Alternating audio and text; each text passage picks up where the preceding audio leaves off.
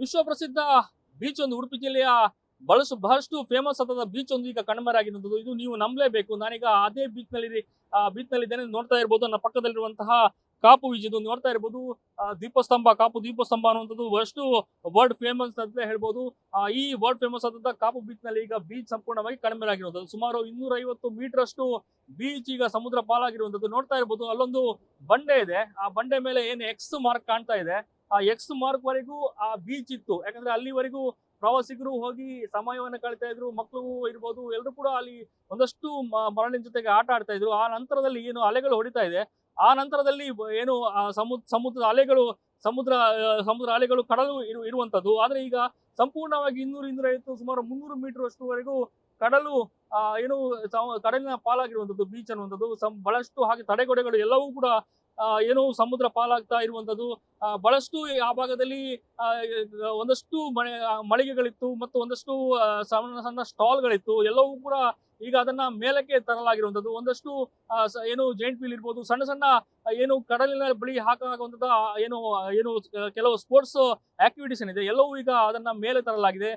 ಈ ಕಾಂಕ್ರೀಟ್ ಏನು ರಸ್ತೆ ಇದೆ ಅಲ್ಲಿವರೆಗೂ ಈಗ ಸಮುದ್ರ ಪಾಲಾಗ್ತಾ ಇರುವಂತದ್ದು ಕಾಣ್ತಾ ಇರ್ಬೋದು. ಎಲ್ಲವೂ ಕೂಡ ತಡೆಗೋಡೆ ಇರ್ಬೋದು, ಕೆಲವು ಆಧಾರ ಸ್ತಂಭಗಳು ಅಂದ್ರೆ ಕೆಲವು ಸ್ಟಾಲ್ಗಳಿಗೆ ಹಾಕುವ ಕೆಲವು ಬ್ರಿಡ್ಜಸ್ಗಳು ಇರುವುದು ಎಲ್ಲವೂ ಈಗ ಸಮುದ್ರ ಪಾಲಾಗಿರುವಂಥದ್ದು. ಬಹಳಷ್ಟು ಕಾಪು ಇರ್ಬೋದು, ಪಡುಬಿದ್ರಿ ಇರ್ಬೋದು, ಈ ಮಟ್ಟು ಇರ್ಬೋದು, ಎಲ್ಲಾ ಭಾಗದಲ್ಲಿ ಸಮುದ್ರ ಕಡಲು ಕೊರೆತ ಹೆಚ್ಚಾಗ್ತಾನೆ ಇದೆ, ತೀವ್ರ ಆಗ್ತಾನೆ ಇದೆ. ಇತ್ತೀಚೆಗಷ್ಟೇ ಜಿಲ್ಲಾಧಿಕಾರಿಗಳು ಕೂಡ ಈ ಭಾಗದಲ್ಲಿ ವೀಕ್ಷಣೆ ಮಾಡಿ ಹೋಗಿರುವಂತದ್ದು.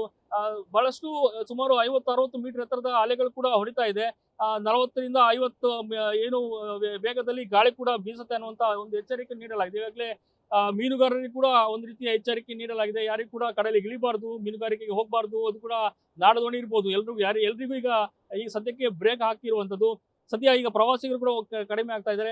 ಬಂದ ಪ್ರವಾಸಿಗರು ಬೀಚ್ ಎಲ್ಲಿ ಅನ್ನುವಂಥದ್ದು ಕೂಡ ದೊಡ್ಡ ಪ್ರಶ್ನೆ ಹುಟ್ಕೊಳ್ತಾ ಇದೆ. ಯಾಕಂದ್ರೆ ಇಷ್ಟರವರೆಗೆ ಆ ಬಂಡೆವರೆಗೂ ಹೋಗಿ ನಾವು ಏನು ಆಟ ಆಡ್ತಿದ್ವಿ, ಬೀಚಲ್ಲಿ ಒಂದಷ್ಟು ಸಮಯವನ್ನು ಕಳೀತಾ ಇದ್ವಿ. ಆದ್ರೆ ಈಗ ಬೀಚ್ ಇಲ್ಲವೇ ಇಲ್ಲ ಅನ್ನುವಂಥದ್ದು.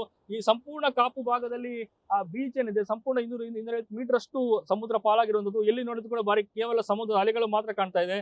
ದೊಡ್ಡ ಗಾತ್ರದ ಅಲೆಗಳು ಅಪ್ಪಳಿಸುವಂಥದ್ದು ಮಾತ್ರ ಕಾಣ್ತಾ ಇರುವಂಥದ್ದು. ಹಾಗಾಗಿ ಸದ್ಯ ಕರಾವಳಿ ಭಾಗದಲ್ಲಿ ಸಮುದ್ರ ಅಲೆಗಳ ರೌದ್ರಾವತಾರ ಹೆಚ್ಚಾಗಿರುವಂಥದ್ದು.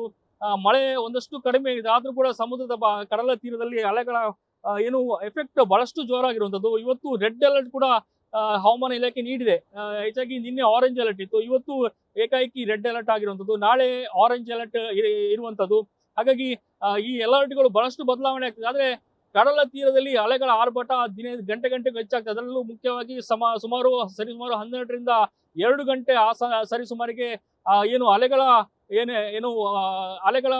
ಎಫೆಕ್ಟ್ ಏನಿದೆ ಬಹಳಷ್ಟು ಜೋರಾಗಿರುತ್ತೆ. ಯಾಕಂದ್ರೆ ಗಾಳಿಯ ಪ್ರಮಾಣ ಕೂಡ ಅಷ್ಟು ಕೂಡ ಜೋರಾಗಿರುವಂಥದ್ದು. ಸದ್ಯ ಪ್ರವಾಸಿಗರು ಯಾರು ಕೂಡ ಕಾಪು ಇರ್ಬೋದು, ಮಲ್ಪೆ ಇರ್ಬೋದು, ಈ ಕೋಸ್ಟಲ್ ಬೆಲ್ಟ್ ಏನಿದೆ ಆ ಕಡಲ ತೀರಕ್ಕೆ ಯಾರು ಬರಬಾರ್ದು, ಬಂದರೂ ಕೂಡ ದೂರದಿಂದ ನಿಂತು ಹೋಗ್ಬೇಕು ಅನ್ನುವಂಥದ್ದು ಈಗಾಗಲೇ ಎಚ್ಚರಿಕೆ ನೀಡಿದ್ದಾರೆ.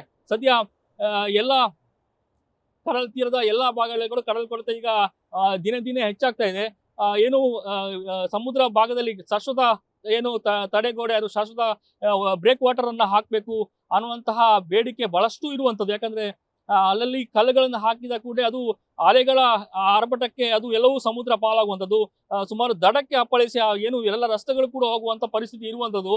ಮೀನುಗಾರ ರಸ್ತೆಗಳು ಬಹಳಷ್ಟು ಕಡೆ ಹೋಗ್ತಾ ಇದೆ. ಹೀಗಾಗಿ ಆತಂಕ ದಿನೇ ಹೆಚ್ಚಾಗ್ತಾ ಇದೆ. ಹಾಗಾಗಿ ಬ್ರೇಕ್ ವಾಟರ್ ನ ಹಾಕಬೇಕು ಅನ್ನುವಂತಹ ಬೇಡಿಕೆ ಬಹಳಷ್ಟು ಇರುವಂತದ್ದು.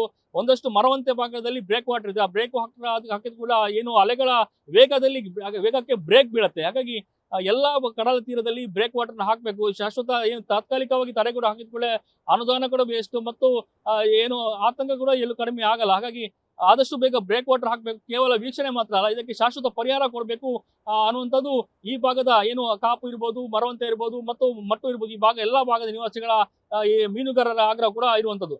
Parikshit shade, news first Udupi.